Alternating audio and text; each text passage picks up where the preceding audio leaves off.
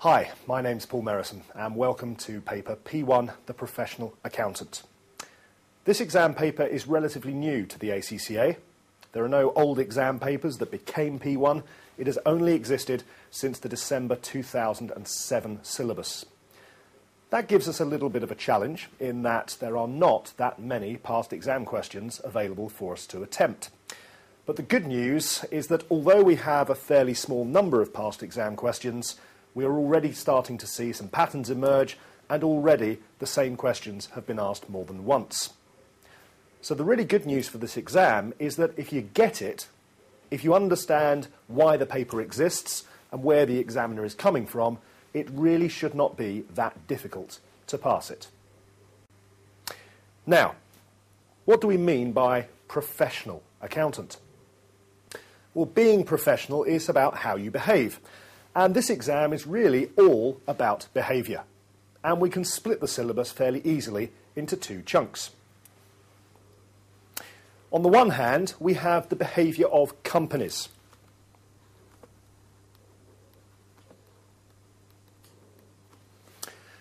And companies, of course, are run by directors.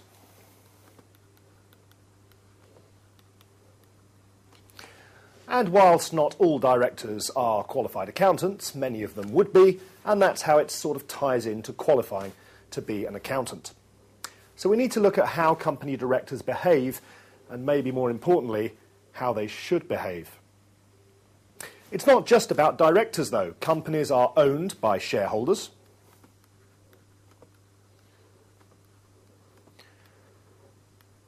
And whilst in many countries they tend to leave running the companies to directors, how shareholders behave could also prove to be important.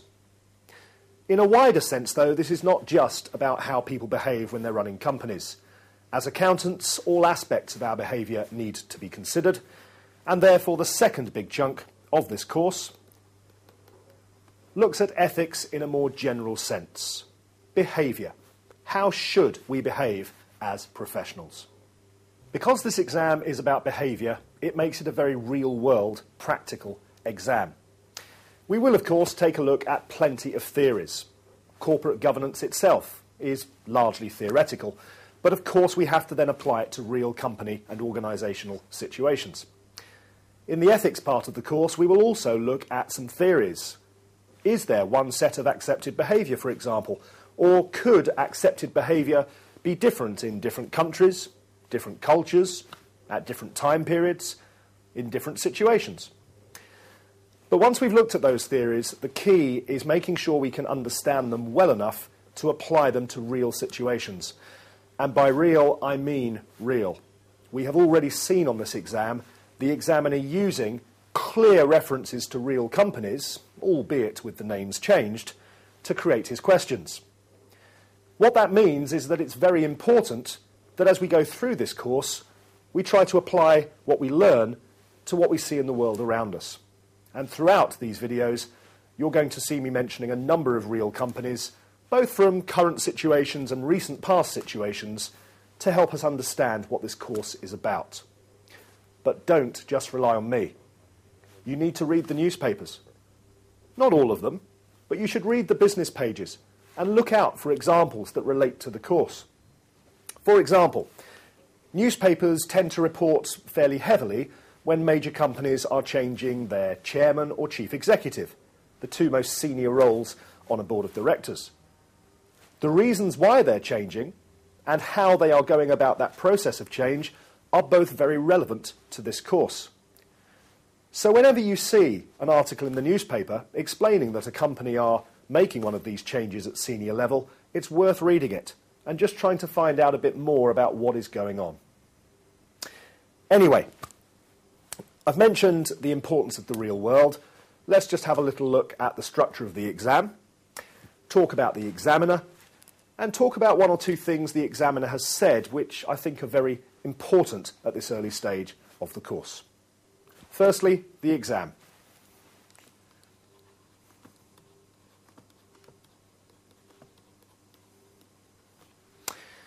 The P1 exam paper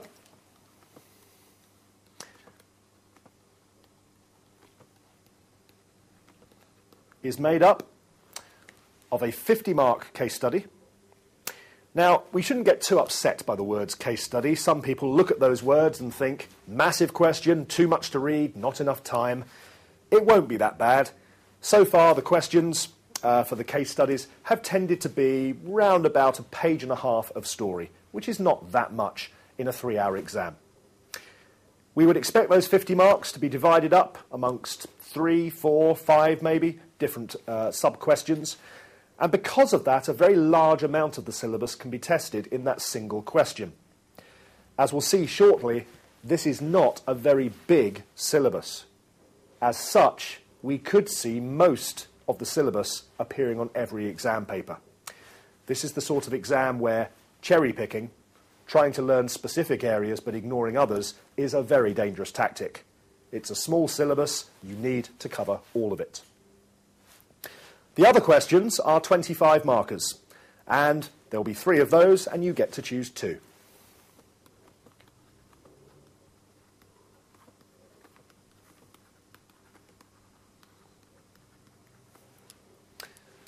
As you might expect, the 25-mark questions will have smaller scenarios backing them up, and will probably only cover 1 or 2 areas of the syllabus.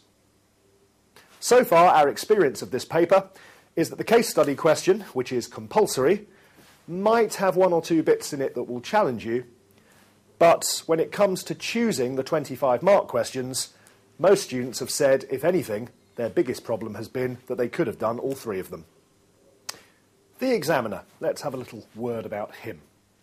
The examiner's name is David Campbell, and he's a university professor. And his university courses cover a lot of the areas on this syllabus, as you might expect. Now, bear in mind, when students go to university, they choose to do particular subjects. So he is used to having students in front of him who are very interested in the subjects on this syllabus. He is well aware that most students sitting this exam are sitting it not really because they have a deep interest in this particular syllabus, but because they want to become accountants.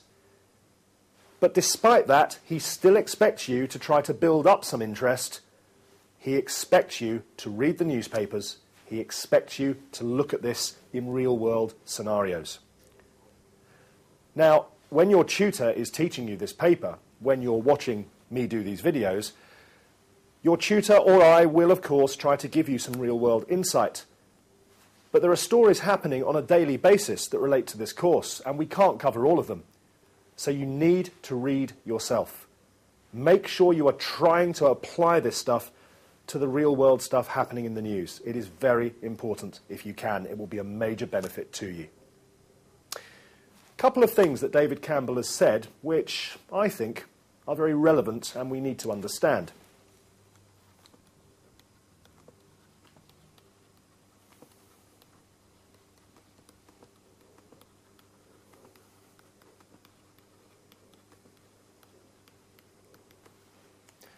As I've already said, Mr. Campbell has said that this is a very small syllabus, and this concerned him.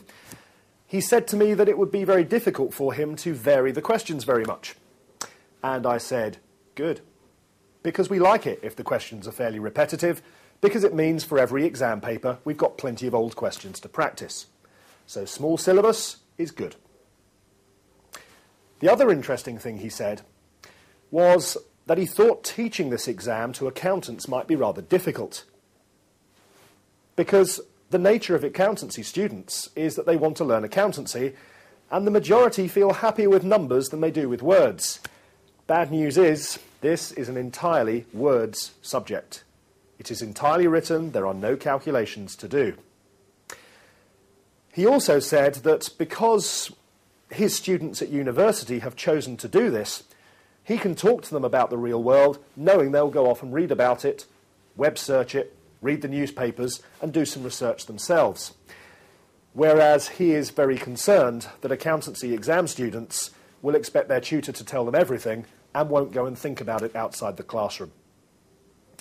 If you're not prepared to think about this stuff outside the classroom, it will hold you back. A little bit of thought and a little bit of application to the real world will go a long way on this exam. Now, of course, for any exam, there are some tips as to how to do well. And apart from reading around the subject, there is one other tip, which I found very useful in dealing with all of the questions he's set so far. It's a tip that I've always said to students on every exam, but it seems to be particularly useful for this exam. And that is, you must spend some time breaking down the requirements before you read the stories. Sometimes stories can be very involved. The case study, of course, will be a page and a half long, but even in the smaller stories, some of the details you're given might confuse you. And if there's too much detail, brains tend to be focused on one particular thing you read, and you miss the big picture. So my top tip for this exam is when you start reading questions, ignore the story and focus on the requirements for a few minutes.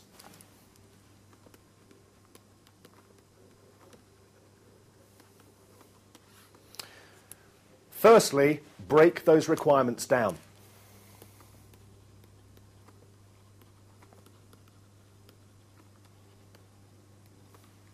What do I mean by break them down?